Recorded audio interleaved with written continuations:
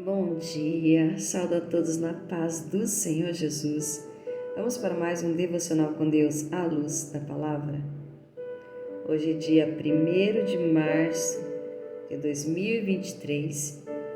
Iniciamos o mês de março do ano de 2023 e eu peço que você neste momento venha elevar a Deus comigo uma oração ao nosso Deus, pedindo para que Deus nos conceda graça, nos conceda misericórdia, que o Senhor nos dê um mês cheio de bênçãos, de realizações. Amém? Em nome de Jesus, vamos orar? Senhor Deus e Pai, estamos aqui, Senhor, te louvamos e te agradecemos por esse mês de março que se inicia. Paizinho querido, queremos pedir para que o Senhor, em sua infinita graça e misericórdia, nos proteja, guarda a nossa casa, guarda a nossa família, envia o seu exército de anjos ao redor das nossas vidas, Pai, nos protegendo, nos guardando, nos livrando de todo mal. Senhor, nos abençoa nesse mês que se inicia, Pai, que o Senhor esteja fortalecendo a vida de cada pessoa, Pai, que vai estar ouvindo essa mensagem, esse devocional, Paizinho, em nome de Jesus, que aqueles que estão fracos, que venham ser fortalecidos, Pai, neste mês. Senhor, meu Deus, que aqueles que estão tristes, que o Senhor venha trazer a tua alegria, Pai. A tua alegria que é completa e genuína, Pai. Aqueles que estão neste momento sentindo dores no seu corpo físico, aqueles que sentem dores na sua alma, aqueles que têm feridas, Pai. Aqueles que se sentem rejeitados, Pai. Que o Senhor venha com o teu bálsamo curador curando, Pai. Que o Senhor venha trazer, Pai, o seu amor verdadeiro e sincero, Pai.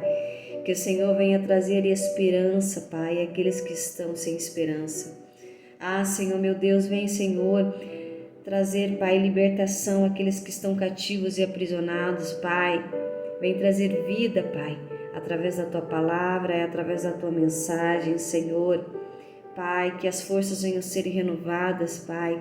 Senhor, venha estar multiplicando, Pai, prosperando a vida financeira dos Teus filhos, Senhor, independente da circunstância, independente do que temos visto na televisão, independente das coisas ruins que tenham acontecido, Pai. Tu és a nossa força, Tu és a nossa rocha, Tu és a nossa fortaleza, Senhor. Então, que o Senhor, Pai, não permita que venhamos a ser abalados pelas notícias que temos visto na televisão, Pai. Senhor, em nome de Jesus, mais que estejamos firmados em Ti, estejamos firmados em Cristo Jesus, que é a rocha da nossa vida e da nossa salvação. Senhor, em nome de Jesus, Pai, toma as nossas vidas nas Suas mãos, traz a Tua palavra revelada aos nossos corações. Fala conosco nesta manhã, manifesta a Tua glória e a Tua presença, em nome de Jesus. Amém? Vamos estar continuando então a carta aos Romanos e hoje nós iniciamos o capítulo 11 da carta aos Romanos, o futuro de Israel. Vamos lá então? Digo, pois, porventura rejeitou Deus o seu povo? De modo nenhum, porque também eu sou israelita, da descendência de Abraão, da tribo de Benjamim. Deus não rejeitou o seu povo, que antes conheceu. Ou não sabeis o que a Escritura diz de Elias, como fala a Deus contra Israel, dizendo: Senhor, mataram os teus profetas, derribaram os teus altares, e só eu fiquei? E buscam a minha alma. Então Paulo aqui inicia falando de qual, seria o futuro do povo de Israel. Dizendo aqui, que porventura, aqui fazendo uma pergunta, uma interrogação de que Deus rejeitou o seu povo. Então, de modo nenhum, porque o povo judeu, o povo israelita, assim como Paulo diz que ele também é israelita, descendência de Abraão, da tribo de Benjamim. E aqui Paulo ele diz que Deus não rejeitou o seu povo, que antes o conheceu. Por quê? Porque o povo de Israel é o povo da promessa, E Deus tinha grandes coisas para realizar ao povo de Israel. Mas muitos não creram no seu Filho Jesus, ao qual Deus enviou. Muitos creram, mas muitos não creram. Mas aqui Paulo ele deixa bem claro de que Deus não rejeitou o seu povo. E diz aqui Paulo: não sabeis o que a Escritura diz de Elias, como fala Deus contra Israel, dizendo: Senhor, mataram os seus profetas e derribaram os seus altares. E só fiquei eu e busco a minha alma. Então aqui Elias diz, que o povo judeu, que eles mataram os profetas e derrubaram os altares, que eram para Deus, e levantaram altares a ídolos, começaram a idolatrar. E diz no versículo 4: mas o que lhe diz a resposta divina? Reservei para mim 7.000 varões que não dobraram os joelhos diante de Baal. Então Paulo está falando aqui, que entre o povo judeu, que entre o povo de Israel, Deus reservou ali homens, varões ali valorosos, que não dobraram os seus joelhos diante de Baal, que não idolatraram, que não adoraram outros deuses além do Deus vivo. Assim, pois, também agora, neste tempo, ficou um resto, segundo a eleição da graça.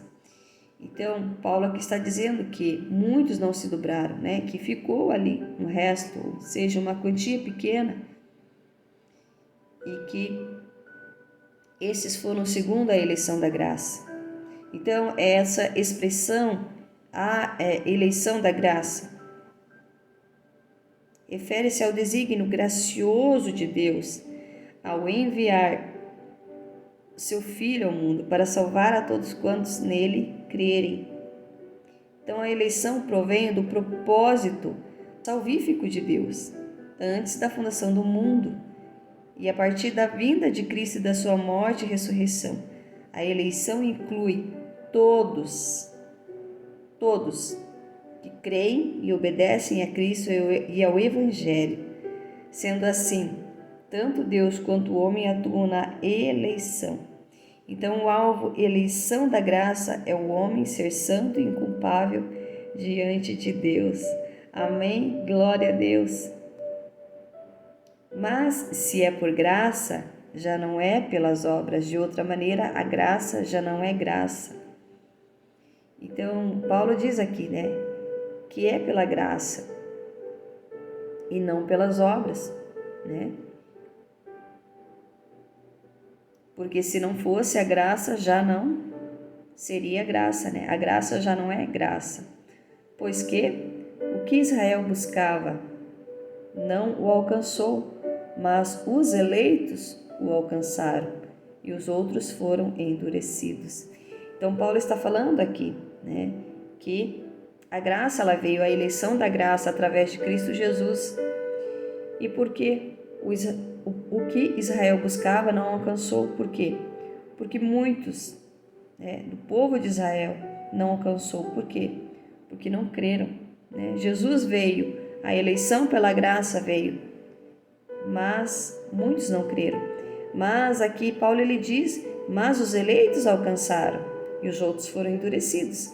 Os eleitos, como diz aqui, Paulo diz aqui, a eleição da graça. Então, aqueles que creram entre o povo judeu e também entre o povo gentil alcançaram a graça, alcançaram a misericórdia, mas os outros foram endurecidos, o que tiveram seus corações endurecidos e não creram e negaram a Jesus, e negaram o Messias. Amém? Como está escrito, Deus lhes deu espírito de profundo sono, olhos para não verem e ouvidos para não ouvirem até ao dia de hoje. E verdadeiramente, como Paulo diz aqui na palavra, que os olhos então do povo judeu estão vendados, estão fechados para não verem, e os ouvidos para não ouvirem até o dia de hoje. E podemos dizer que não somente o povo judeu, mas nos dias de hoje vemos muitas pessoas também que estão com seus olhos fechados, com seus olhos vendados e que não conseguem ver e não conseguem ouvir, não conseguem enxergar a profundidade da palavra de Deus, não conseguem ouvir a mensagem que está sendo pregada, que Jesus está às portas e que pela graça podemos ser salvos, E muitos endureceram seus corações, assim como quando Jesus veio para o povo judeu, muitos endureceram seus corações, e hoje nós vemos isso, que O evangelho está sendo pregado, mas muitos estão rejeitando os profetas, muitos estão rejeitando a palavra de Deus, muitos estão com seus olhos vendados e não veem, e com os ouvidos que não ouvem até o dia de hoje.